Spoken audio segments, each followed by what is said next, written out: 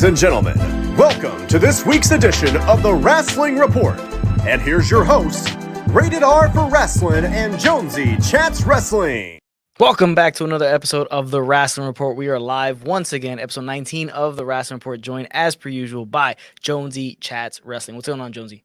I'm all good. How about you? You good? Yeah, doing all right. Not bad. Kind of a busy morning, but what can you do? But we have a few things to chat about when it comes to the world of professional wrestling. We are 1 week away from Extreme Rules. Supposedly, the reveal of the White Rabbit will happen that night in Philadelphia at Extreme Rules, October 8th, Saturday. So that's the most interesting thing of the week, and that's the most anticipated thing of the week. We have a couple AEW topics to cover, including stuff on Malachi Black, AEW signing some new talent for ROH, update on the Elites. WWE stuff we're going to talk about is Daniel Cormier involvement in Extreme Rules, Lashley maybe turning heel. We have Braun versus Omos scheduled for Crown Jewel. We're going to get an update on the back injury from Randy Orton himself. And Mania, we're going to talk about the Mania Main Event also, because there's some, speculation on that, and finish it off with the hottest topic, White Rabbit. So we're going to talk about that as well. So, Jonesy, what do you think about the week in professional wrestling? Yeah, another busy one. Yeah, again, I keep saying this every single week, but no, really, really busy. Lots going on. Getting more and more crazy. Like, really feeling excited for this pay-per-view next Saturday. I think it's going to be epic. I think the build-up has been really incredible. This feels a lot bigger to me than WrestleMania this year. I know it sounds crazy, but this pay-per-view just seems to grow, and it seems to get better and better week on week. I'm really looking forward to it. I think this could be a really stellar pay-per-view, but in all honesty. Well, the fact of the matter is that it seems like an Extreme Rules pay-per-view, right? It comes off that way. It's not just Extreme Rules, the tagline. You have maybe the main events being Extreme Rules, and that's it. We have, stipulation matches up and down the card, 6-man, Extreme Rules matches. We have ladder matches. We have the strap match. We have everything, fight pit, all this stuff. So it seems like it's going to be true to the moniker of Extreme Rules by having every match be some type of stipulation, some type of hardcore match, something like that, and something that's been sorely missed from the stipulation pay-per-views. Yeah, I agree. I think this really feels like Extreme Rules this year rather than just normal matches, if that makes sense. But yeah, really looking forward to seeing what they do. And yeah, I can't believe it's less than a week. I think we've got a massive week ahead of us with Raw and SmackDown, particularly the season premiere of SmackDown on Friday. I'm looking forward to seeing what they do there. Gotta love the season premiere of wrestling shows.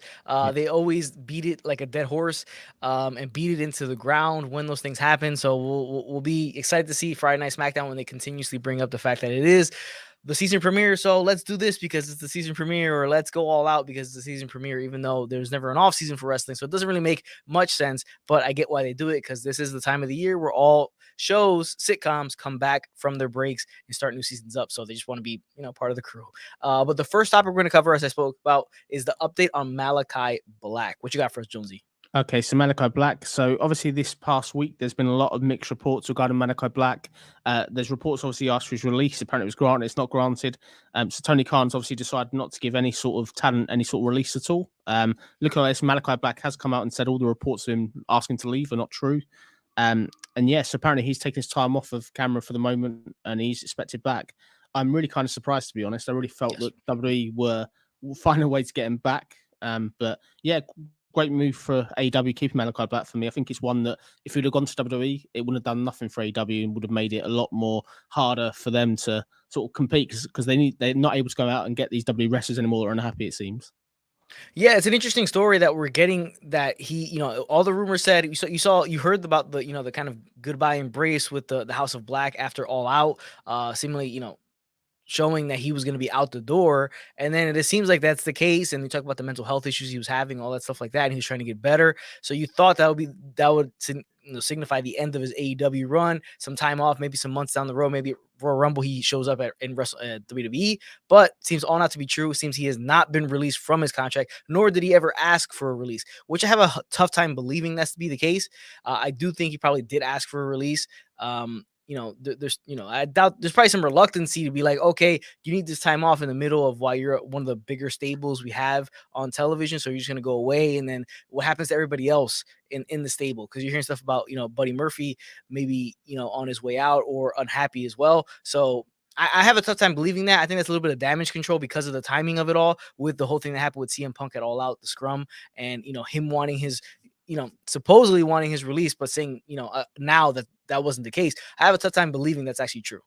I agree. I think the thing with it is if we look at a bigger picture, logically, I'd say that probably he asked for his release and he made overtures to WWE. WWE tried to get him. The minute they couldn't get him is where he's gone back on it and said he wants to stay, really. I think that's the way kind of it is. And for me, he would have been a great early candidate for the White Rabbit. He's somebody nobody was seeing coming. But yeah, I can't see it like sort of, I think he's in AEW for the future now based on his deal. If he does end up on WTV in the next 2 weeks, we've all been fooled. And even Tony Khan's been on the work, which will be a first. Remember how he went to AEW as well when he first joined? That was a total no time delay as well. Yeah, no time delay. And like, so if he was to be released, would he get a non-compete type of thing? Either way, he was going to take time off to, get himself right mentally. But like I said, I have a tough time believing that to be the case. I think he probably did ask for his release because, the timing of it doesn't make much sense. It's just too much of a coincidence that he would reportedly ask for his release and be granted his release during that same time as CM Punk drama happens, and then come back later and say, no, I never asked for it. I think his booking's been awful as well. To be fair, they haven't really treated him well. He came in looking $1 million and he's been sort of hobbling around the lower card. It's a shame. He's a fantastic talent. They should really be getting behind him, to be honest. They should. He came in like, feet on the ground, going all gas, no brakes with Cody Rhodes, and then died off, and then continued to die off, and then you get the House of Black, and they don't really do much. And it just hasn't been much to it. It really hasn't. And I think also too the fact that he was kind of up against Sting at points too, I don't think was working as well. It doesn't make a lot of sense. And Sting being 50-something years old, he shouldn't be matching up with a guy like Malachi Black. Malachi Black should be wiping the floor with him, kind of thing. It doesn't make a ton of sense. But again, I'm having a tough time believing that be the case with the contract. Him not asking for his release. Numiko in the chat. Good morning, Numiko. Thank you for joining us. Numiko is always with us every single week. We appreciate it, as per usual. He goes on to say Malachi Black was great. Now AEW booking has been a mess. Definitely has been. Yeah, it has. Unfortunate. Hopefully they'll learn from it. There's a running theme with them as well that, they had guys come in with a big jolt and then they just don't know what to do with them afterwards. And same thing like we've always talked about. They have guys win the title. It's great. Go the lead up to it. And once they win, the booking is kind of sus after that. So, that's the thing. Wilson in the chat, what is the best wrestling movie you've watched? There's not many of them, but I guess I'm gonna have to go either Ready to Rumble or which is terribly good. It's bad, but it's good. Like you like to watch because of how bad it is, and just the era that it happened in. Maybe No Holds Barred if you count it as a wrestling movie because it kind of is. It played in with the WWF at the time, Hogan and Zeus. Zeus actually had SummerSlam match, and some matches in WWE and WCW against Hogan. So maybe that one as well. I'm going Ready to Rumble. It gave him the idea for David Arquette to win the WCW title at the end of it. It's comedy gold. I still remain that we should have had Jimmy Kim would have saved WCW. That's what I say. 100%. Yeah, that did it was the idea for the triple cage, right? Because you had triple cage first in Ready to Rumble, and then they used it on on WCW television pay-per-views, and then on top of that, it was the genesis for him winning the world title, which we got could have been something that he never asked for, never wanted, but obviously if you tell him you're gonna win the title, is he gonna say no, kind of thing. Kind of between a rock and a hard place there. But that's the update on Malachi Black. Supposedly he did not ask for his release, and supposedly he's not released. So we'll see what transpires going forward. If he does come back, how long he'll be out for, and if the story is all true or not. Next thing, AEW signed some new ROH talents. Yeah, so AEW put in a couple of overtures to people. So they're after Bandido. There's apparently a bidding war between WWE and AEW for Bandido. So it's not sure where he's signed yet, but AEW are making overtures towards Ring of Honor ex-wrestlers. So AEW at the moment are looking at people such as Loki, Austin Aries, Homicide, Eddie Edwards, Davey Richards, and Matt Taven. This is all to go with a feud with Chris Jericho. Chris Jericho, obviously, at the moment is on a program to destroy the history of Ring of Honor. And these are people they've kind of fingered to be the point of he could feud. So don't be surprised if some of these end up on TV soon. I think Loki would be a fantastic addition. Austin Aries isn't bad either. I think out of that list, they're the two that I would go for first. Loki is an interesting one because I know he has some issues with a lot of people. He's had some backstage heat. Aries, after the stuff he pulled in Impact with Johnny Impact, Johnny Mercury, whatever you want to call him, Johnny Nitro.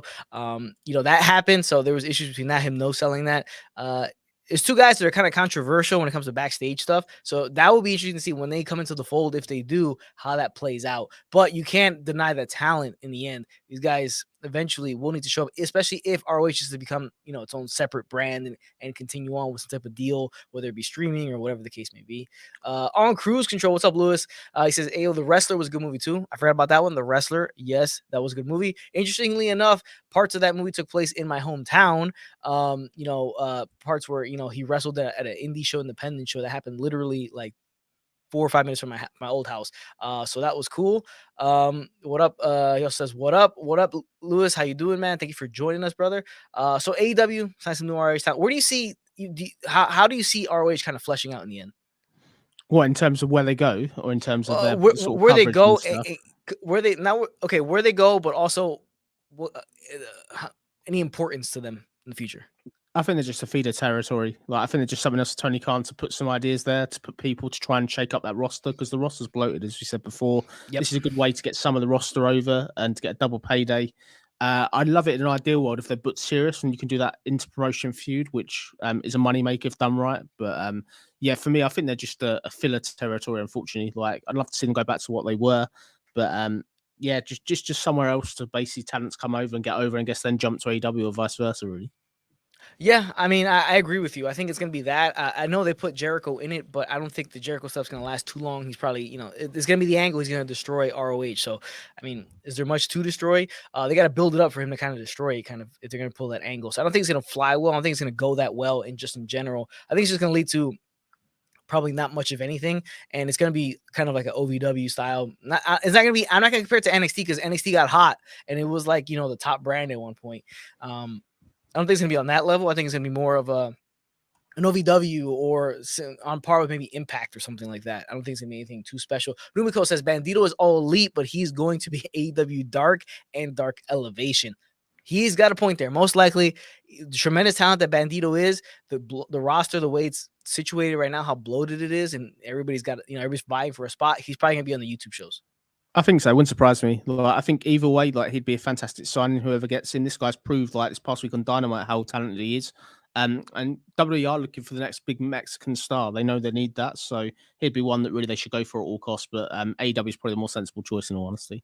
Yes, this definitely point in his career is probably more sensible and most likely that AEW is the landing spot for him. Even though I'm saying for majority of his run, especially in the beginning, it's going to be not much of anything. Unless he joins directly with the Andrade's crew. I mean, really, even then, they're not doing anything either that much of importance. So yeah, he's probably gonna be relegated to Dark and Dark Elevation. You're gonna see highlights of his match, maybe you take on Pac for the title in some random country, maybe, and you'll see that as a video package or something like that. That'd be a good match if nothing else. It definitely would. I mean, the guy's a tremendous talent, and WWE is missing out on guys like that. If they're able to book them correctly and present them correctly, they're missing out on guys just like Bandito. But we got an update on the Elite, Kenny Omega and the Young Bucks. Okay, so Kenny Omega and the Young Bucks. What's going on with Kenny Omega and the Young Bucks? Apparently, they've not heard anything from AEW, allegedly. So apparently, the company hasn't approached them. They're not. The company obviously publicly not saying anything about the suspension. Apparently, there may be a legal issue which is delaying them coming back, but nothing's been clear basically. So it's still going on. No idea when they're going to come back either. It just literally looks at the moment, depending on where it goes down a legal route. If it's a legal case, it could be months until they're back, which is a real loss to AEW. Shame AEW to lose them because they're all really talented.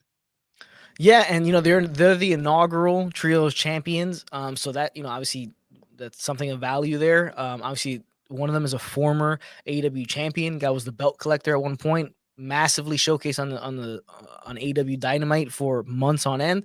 And one of the best wrestlers on the planet. The Young Bucks, double-time, AEW tag team champions, tremendous talents in their own right, one of the top tag teams in the world, if not the top tag team in the world. And they're EVPs by title, even if it's by just title only. It's a bad look for the company. The fact that they haven't contacted them is kind of strange as well, but I guess they're waiting for if there's legal issues, stuff like that. If there's legal issues, that could be the worst case scenario for AEW and the Elite going forward, because that's going to take months. When you mean months, it's like 6, 7, 8, 9, 10 months, maybe up to a year for that to get played out. If that happens and they choose not to, bring them back on television, if there's any legal stuff going on. Yeah, it's just a shame. I think like Tony Khan, obviously before this press conference at pay-per-view, said it's great to have the roster back and to lose CM Punk and then them 3 individuals as well. It's a huge blow to AEW. Like, I think it puts extra pressure on people such as John Moxley and Bryan Danielson to try and sort of hold it together, if that makes sense. Yeah, it does. And I mean, it pretty much is, it's MJF's world right now, and he has to come and take it, and he has to be the top dog, and he has to carry AEW completely on his back going forward, which he obviously has the talent and aptitude to do so. It's just, when do they get to that point? Is it going to be at Full Gear? Is it before that? Because again, you've seen the memes online, of John Moxley when they need AEW needs a transitional champion. Moxley's right there for that role to fill that void as transitional AEW champion, which he's kind of been, sans his first run with the title. So that's what it is. I mean, they're going to have an uphill battle here with not having, obviously, the Elite being on television, but maybe this helps them in terms of showcasing more different talent that they have on the roster, which have been relegated to lackluster spots. Does this get Miro more closer to the top? Does this get another tag team up there because the Young Bucks aren't there? Is this will this help the Acclaim as their tag team run, because maybe they'll take on a different variety of opponents rather than just inevitably leading to the Young Bucks in the end?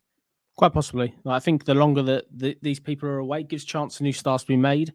The person that's the biggest beneficiary of that so far is MJF. MJF, since they've gone, he's a focal point of AEW, next world champion, I think, pretty clear to say. So it's just a case of how long this lasts. But disappointing for AEW. This is all going on. This drama still isn't done, which just not what you need, really. And not only does it help MJF in his spot in the company, but it also helps him out in the snarkiness of his promos, because he can eventually, knowing him, he brings some of the stuff up that the Elite is not there. He can use that in terms of ammunition for his promos going forward, and little bits of stuff there he can bring in that really pops the crowd and really gets people going ooh in the end. So it also gives him ammunition there too. So it's MJF's world right now, and he just, everybody else is living in it. He's got to take it and run with it. Really put the company on his back for however long he is going to be there. If it is up until 2024 or longer, he just needs to keep going with it, keep running with it. I don't think there's anybody on his level at this point, especially in terms of on the mic. Maybe one or two guys that maybe can kind of get up to his level, but his comebacks are just too savage at this point for anybody to really go toe-to-toe with him. That's why I mainly think also, like we talked about last week, that Bryan Danielson didn't win the world title. Yeah, it's a shame. But as I said last week, there is credit there to when he does get the world title eventually. It may not be a short run, because Moxley to me is a placeholder. MJF is the world champ. It's going to be the world champion. It's just a case of as and when, really. Probably the next pay-per-view is where it happens. Full Gear in November, beginning of November. So we're just under a month, over a month away from that show happening, and MJF probably winning the title. Newman Coast says MJF is running the show. Definitely is. He's the number one attraction right now. Number two attraction in pro wrestling, at least in the States, behind Roman Reigns, I would say, which he's a fan of. But yeah, he's definitely the number two attraction right now, number one in his company by far. I don't think anybody else comes close to him as in terms of money drawing or people want to see. Not even want to see him wrestle, just want to hear what he has to say, because you always know that there's a chance he's going to drop a little tidbit or something there that really people are going to get really happy about, or really like ooh about type stuff. I agree with you. Yeah. So that's the update on the Elite. Not much coming from them. No communication. We're going to see how this plays out. It could be months before we see either the three of them or at least one or two of them together on screen going forward. So we'll wait on that. Next news, we're going to get to Extreme Rules. Cormier to ref the fight pit. So it's been announced that the match between Matt Riddle, and Seth Rollins in the fight pit that we saw once before in NXT between Riddle and Timothy Thatcher, with, I believe, Kurt Angle was referee for that one. We're going to get Daniel Cormier, former double UFC champion, Daniel Cormier. He will be the ref.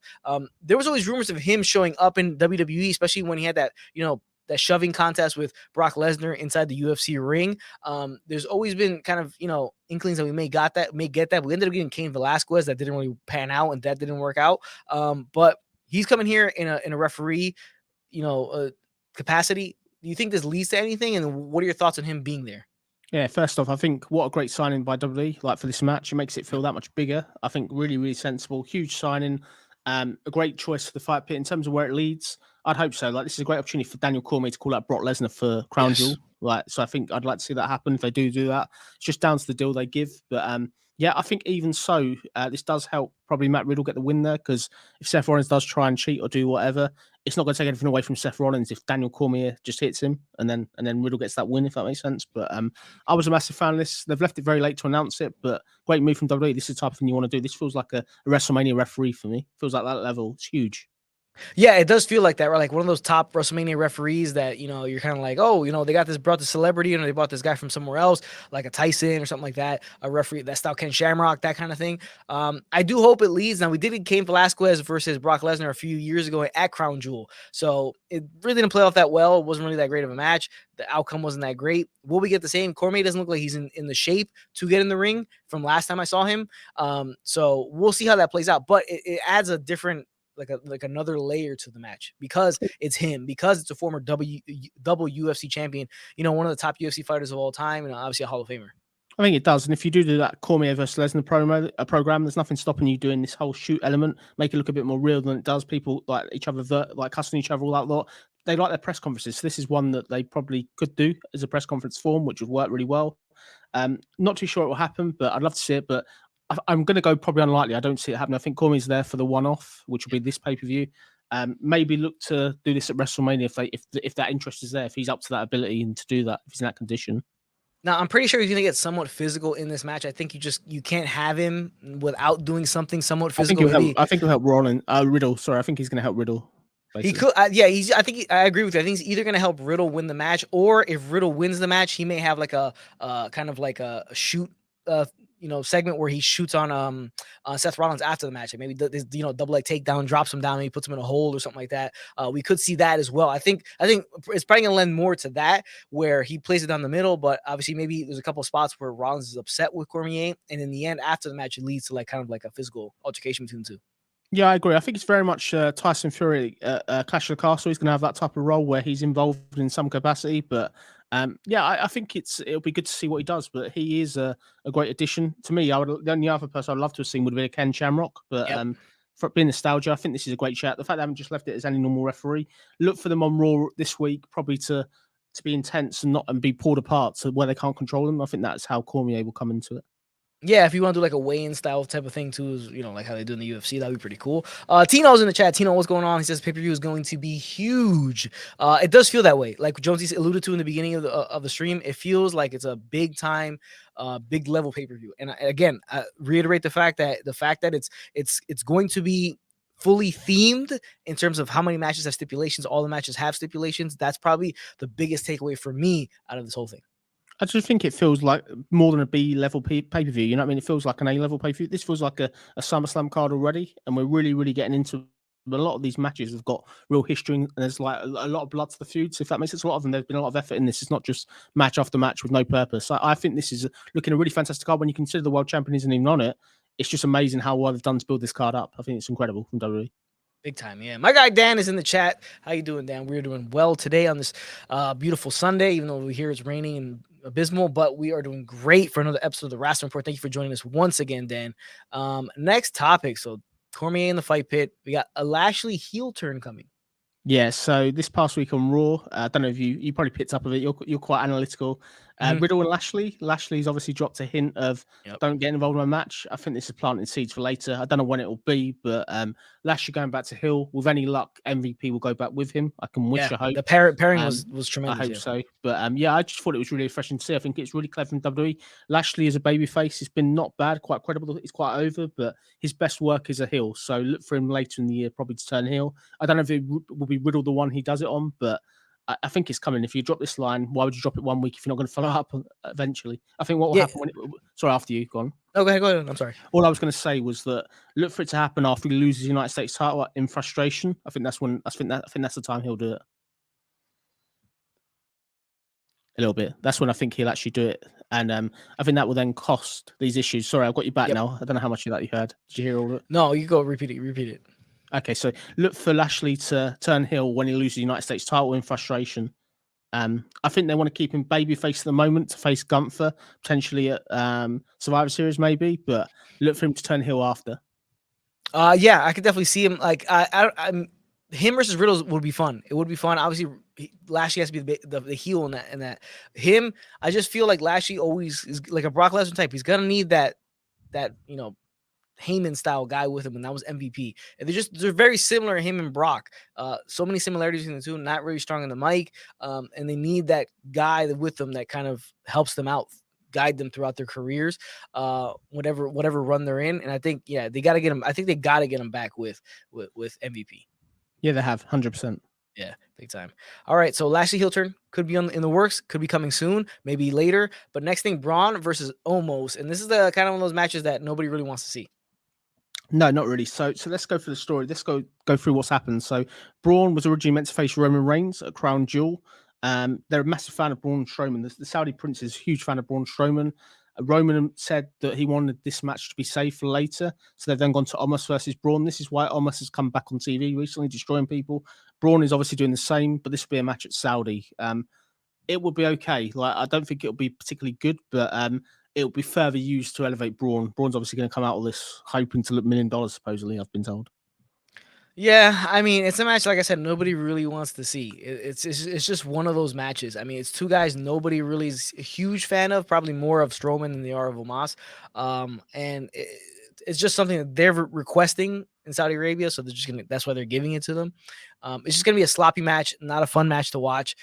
Very lumbering match, and yeah, I can see Braun coming out and then continuously looking like the monster that he is. Yeah, I think that. Like, I think it's the way to do it. Like, I don't know how this will fit if he's involved in White Rabbit or whatever. I'm not too sure how that will fit, but for me, I think this kind of feud distance him from that for the moment, if that makes sense. It does. It distances him from, like, if it is Bray Wyatt, the White Rabbit coming in, it distances from him because of that history that they have and the faction that they used to be in and stuff like that. So, I mean, there's stuff that plays in. Dumiko, are the people in Saudi Arabia going to the ring implode? I'm assuming he means between Omos Yeah. and Strowman. Yeah, are they going to do the ring breaking apart thing? I can see it happening, but that would have to be the main event.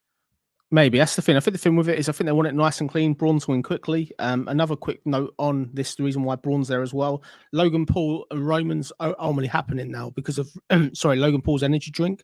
He wants to get that over there in Dubai, and he's a massive draw in Dubai apparently. But yeah, this match will be okay. Filler. I'm just glad it's now not Survivor Series or Extreme Rules at the moment.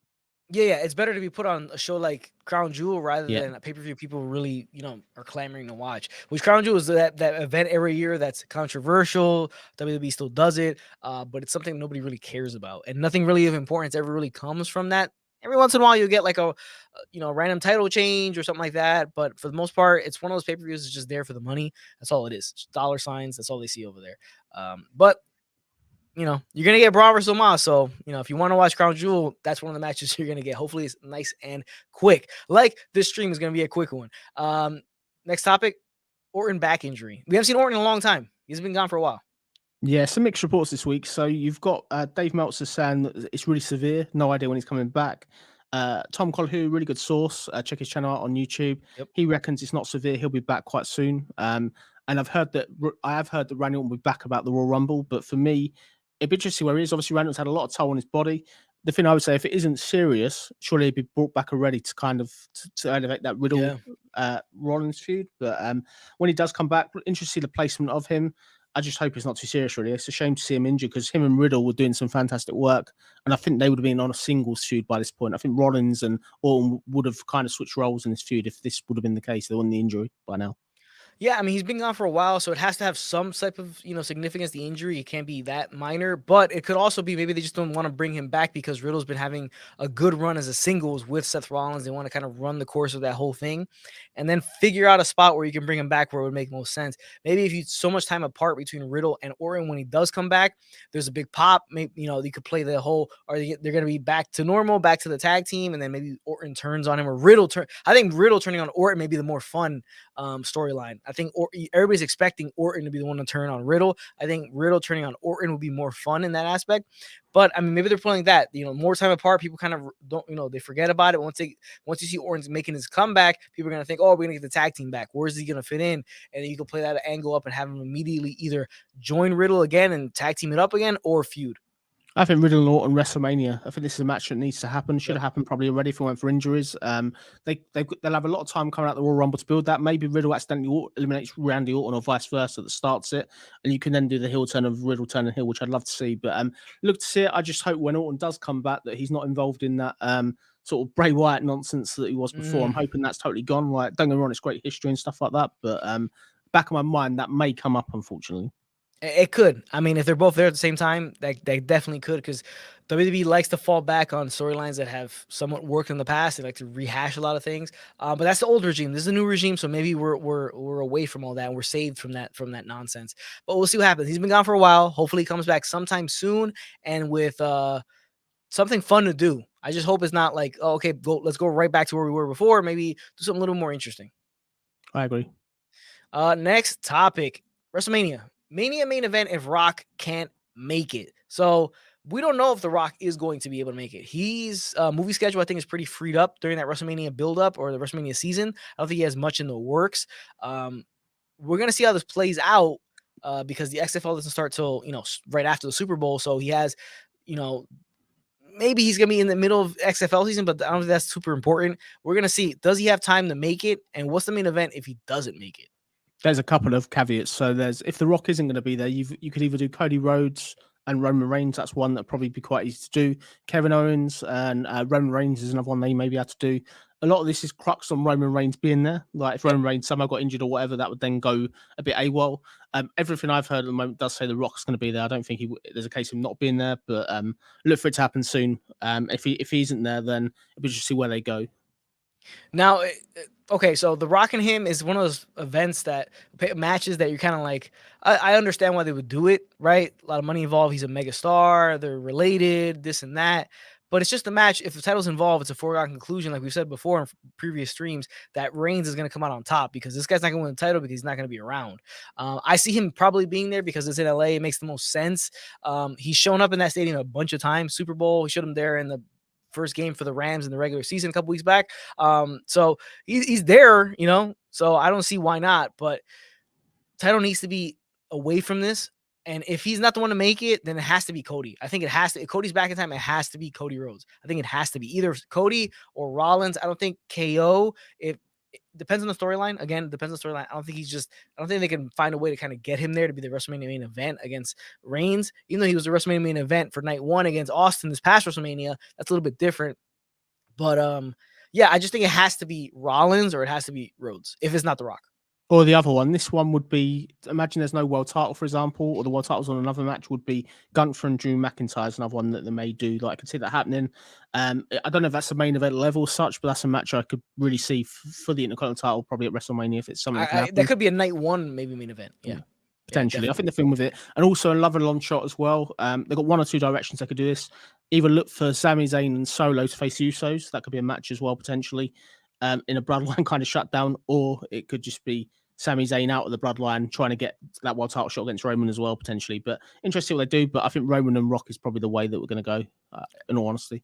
Definitely, yeah. I think it's too obvious at this point. I think because it's in LA, it's just everything kind of lines up. I don't think he has much going on at that time, like other than the XFL maybe. But that's not that important. So it seems to be everything's going to line up perfectly for this match to happen. Now, off topic, I just want to. So remember last week we had the fun stuff with Sami Zayn being the honorary Uso, officially getting his own T-shirt. Where do you see the turn happening? I see the turn happening at Survivor Series. At the War Games. I think at the War Games, like I think if they get, I think whoever's facing them needs to get the win here to have some momentum. So maybe that's where it is, and maybe Sami. Imagine it's whoever loses gets a title shot against Roman, for example. Whoever wins, then Roman will then blame Sami for making him have a title challenge, if that makes sense, potentially. Okay. But that's a spot unless you want to do it at Royal Rumble somewhere like this, or unless you want to wait to WrestleMania. But for me, I think this is something where you need Sami on his own way in time for WrestleMania, rather than being sort of in the stable and then he gets kicked out WrestleMania. I think it's down to what they want to do, but if you do it at the right time, there's another guy that can win the world title at any point as well. That is true. I would have said that they would have the turn before Survivor Series, so he could have been an opposing team. Yeah, because then you have a storyline played in there, but there's not enough time. I think with what you did last week that came out so well and it was so well done that you really can't revert course in the month and a half that you have until Survivor Series time for you to pull this off. If you do it at Survivor Series, like we said, this will happen. You can then get that whole Jey Uso versus Sami Zayn feud going into December, January as a program, because that's the program they're going to go to, I believe. Hey, but no lie. I mean, Sami Zayn's been great in what he's been doing with his honorary Uso stuff, but you got to give a hand to my guy main event Jey Uso, because the guy's been tremendous in the antagonist role here, where he's playing the complete opposite and upset with everything that Sami Zayn's been doing. Where the Bloodline continues to embrace Sami Zayn, he continues to try to push Sami Zayn away and kind of go back and forth with him. He does. I think the thing with it, I think what everyone's clamoring for and hoping for is that when there is this big turn, Kevin Owens is the one that comes out, makes the save, and you then get a reunitation of the team as such. But wherever it's done, it's going to be a big moment, but it has to happen at some point. And I just think it's the unlikely thing would be if it's not Sammy that goes and somebody else goes in his place, but Sammy's the one you want to do with the emotion he creates. When he was locked out of the locker room on SmackDown this past week, you can feel that upset a little bit. And even last week when he thought he was going to be out of the Bloodline, this is the guy the fans want to get behind. And I think he's one that really they can make a lot of money out of if he's done right. I think this could be the next huge star, really, in WWE. Yeah, I mean, it definitely could be. It's just like, what now? It's the same thing with AEW. It's like, what do you do after you get him to that point? That's the problem. It's like, you get him to that point, what do you do with him? You can, and the booking, does it continue to elevate him and keep him on the right trajectory? That he could be that person. I'll be presumptuous. Imagine by that point we're going to have 2 world titles. I hope again. Hopefully. So what Roman Reigns could still be one world champion. The other one could be Sammy or somebody else. It will just need a decent title run. And the thing is, if there is 2 title belts, you're not really going to have that problem because at least there's some other variety rather than just the same champion winning every month, basically.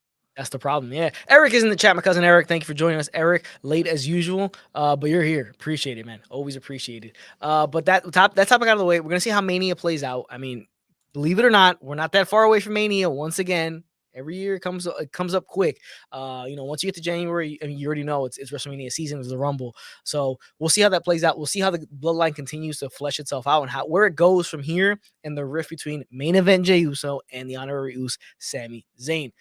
Our last and final topic is obviously the biggest topic that's been, for the past couple of weeks. It's the White Rabbit. We've been seeing it. We saw that weird person backstage when Damage Control was doing their promo backstage. We saw somebody in the back corner popping through a door with a mask on. Could it be somebody just playing a joke backstage and it just kind of got in there, snuck in there? Or could it be, actually something that WWE set up themselves?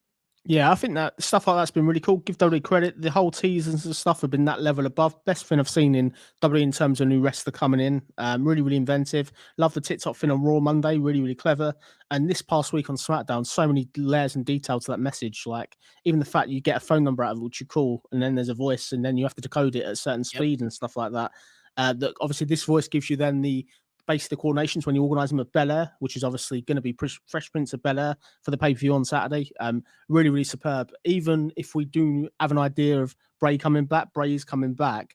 It's just what White Rabbit is. In my opinion, I think what this will be is a stable that will be masked, and slowly but surely you'll get the layers of that. I don't think they'll give you Bray Wyatt next Saturday as outright say this is Bray. I think you're going to get more layers. And I think the reason why the longer this drags on, they're getting the highest ratings they've ever had. Like SmackDown 2 weeks ago got the highest rating in 2 years. And the more this goes on, there's that intrigue. Even if you know it is Bray Wyatt, it's what they do with that. And if you do the mask gimmick, it can go on a while. That's the thing. You can really, really drag who the members are and on the way to War Games if you want to have them in that match.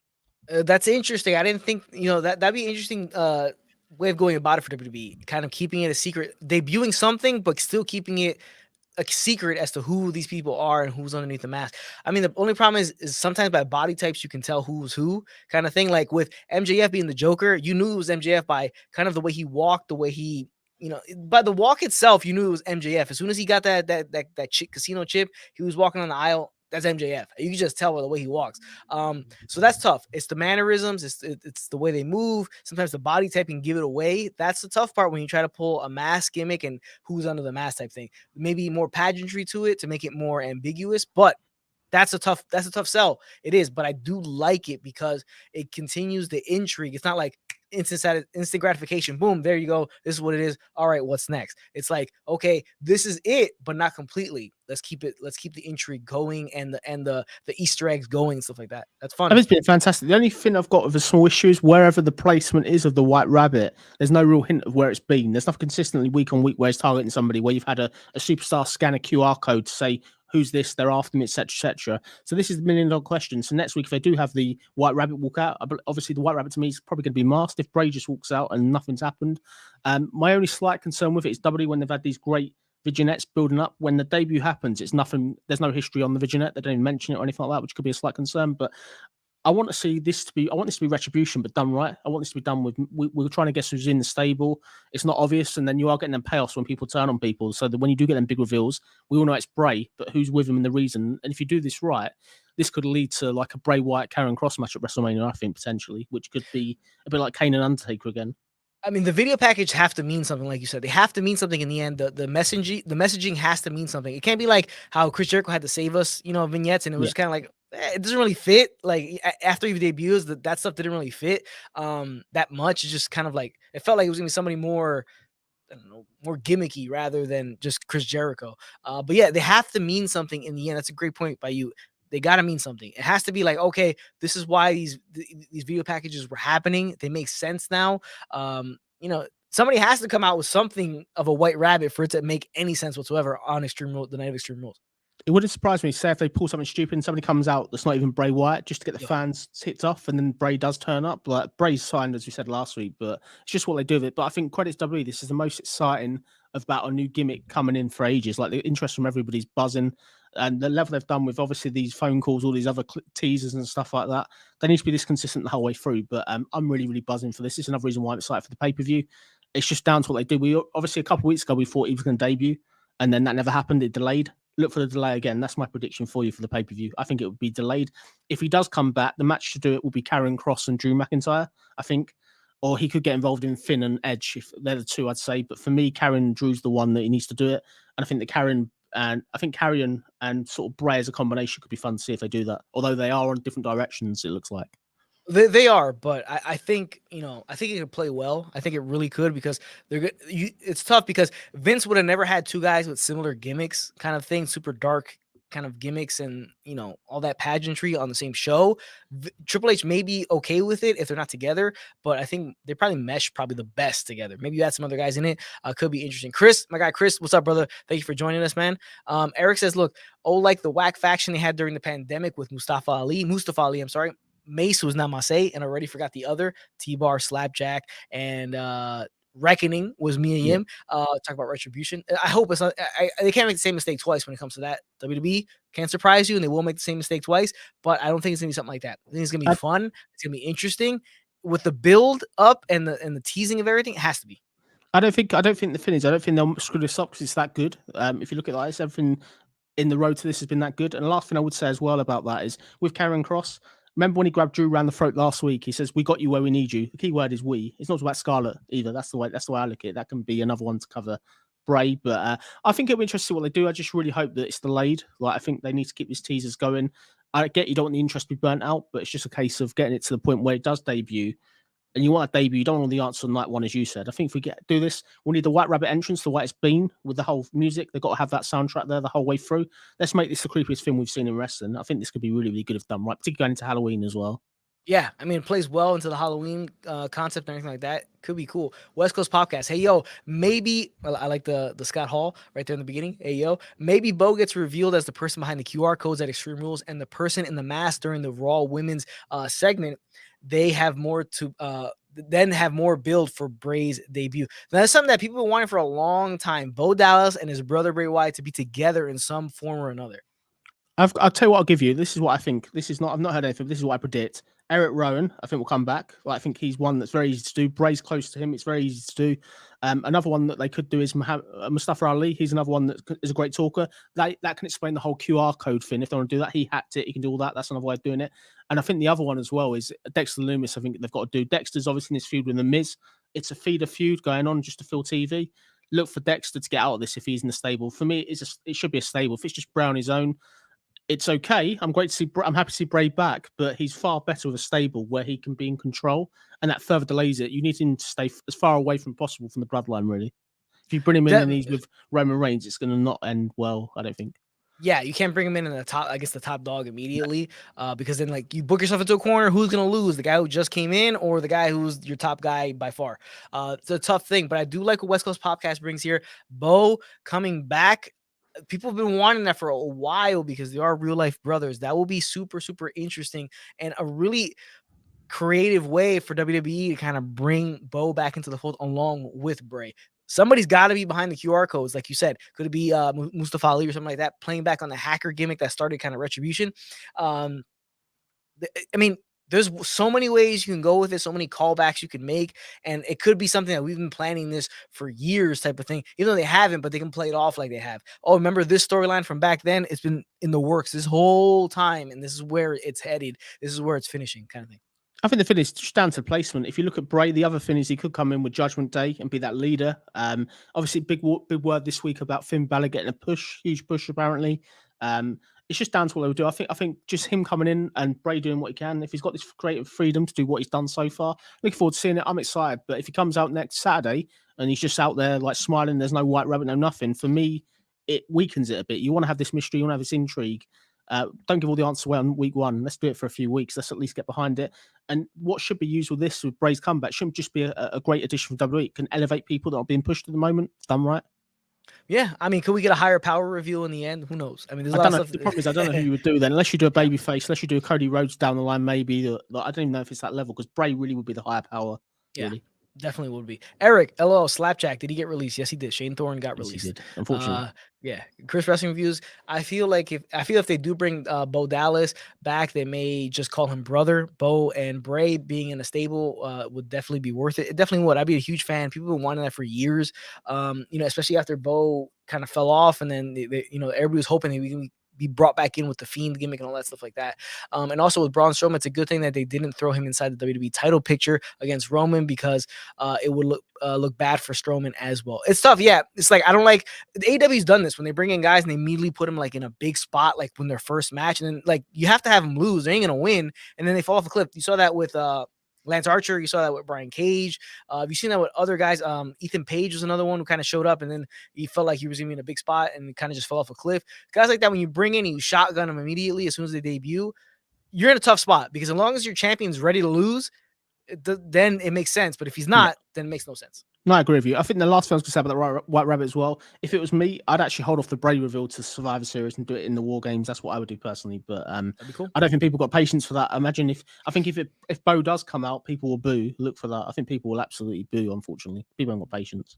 Definitely. They don't have patience. Feel sorry for whoever it is if it's not Bray. That's for sure. Yeah, exactly. Random topic from West Coast Podcast. AEW Thunder is more predictable than WWF Superstars. What do you think about that? Oh, my God. I don't know. I think Superstars back in the day was a much better show. It was an hour. Thunder was like 2 hours, wasn't it? Yeah. I mean, it's, AEW Rampage is, it's talking about AEW Rampage here, obviously calling it Thunder, making fun of it there. But AEW Rampage is one of those shows. It's like nothing of importance really happens. It's just there as kind of a thing. It kind of feels, it's nothing of importance. It feels like the new Lord of the Rings show. It's just nothing really important is happening. It's kind of going along. That's what AEW Rampage kind of is. WWF Superstars is fun. It's a Saturday, it was I believe it was Saturday morning or Sunday morning when it aired. But it was fun. They would show you what happened previously and stuff like that. I mean, it was good. Chris Wrestling Reviews, because with Andrade, I know you probably heard that he was going to leave AEW because they dropped the ball with him. I wouldn't blame him. I really wouldn't. They didn't do anything with him. He came in, another guy who came in, a lot of fanfare, big thing, and it just fell off a cliff. And now he took over the gimmick that was Matt Hardy's gimmick previously. Yeah, you can't really blame him for wanting to leave, but then the key word is all these people got contracts. Imagine everyone says, I want to leave. Tony Khan obviously said, no, nobody can leave. It's just, shouldn't have signed the contract in the first place, should have stayed. But no one was to know Triple H would take over, unfortunately. Yeah, that's the whole thing. You didn't know what was going to transpire. Yeah. If you would have held out a little bit longer, you would have been probably in an okay standing because, I'm an NXT guy. Triple H is running the show. He's going to take good care of me. He's going to put me on top, stuff like that. But, I want to touch briefly because I'm going to tease this right now. You brought up the fact that you don't think they're going to hold off until Survivor Series on certain things because who can wait that long? In a bygone era, there are storylines that will last years. Storylines that will go on years. I'm going to come out with a video. It's the greatest storyline ever told. The greatest story in wrestling ever told. It spans 3 WrestleManias. So stay tuned for that one when I drop it, because it's going to be talking about a bygone era and stuff that, would never happen nowadays. A 3-year storyline, basically spanning 3 WrestleManias consecutively. Something you never see that ever again. And I think personally, it's still the greatest storyline ever told in professional wrestling. So stay tuned for that video when it drops. Last thing right here, shots fired at the Lord of the Rings show. Yes, I think that show is terrible, but that's just my opinion. I think a lot of people have the same opinion. It's not a good show. Let me see. Okay, so we're going to end it here because I got to leave. I'm in a rush. I have to go to work. So Thank you guys for joining us in another episode of the Rasslin Report, episode 19. We'll be back again next Sunday, so the day after Extreme Rules, so we can cover all of Extreme Rules and the aftermath of Extreme Rules. And if we get any White Rabbit news, will be tons of fun to talk about. Jonesy, thank you once again for joining me. Any last words? No, thank you for having me. It's been a great week again. I look forward to speaking to you next week, mate. Have a good week. Everyone enjoy the pay-per-view and what's the wrestling to come. Yeah, everybody enjoy the week. Enjoy the pay-per-view. It's going to be fun. Let us know. Let me know on Twitter. Let me know anywhere what you guys think of the White Rabbit. Who do you think is going to be? What do you think is going to happen at Extreme Rules? Appreciate everybody for tuning in. All the comments, stuff like that. Sorry, it's a bit of a rushed episode, but got stuff to do. Appreciate you guys for tuning in, and we'll catch you guys next week on another episode 20 of the Rasslin Report.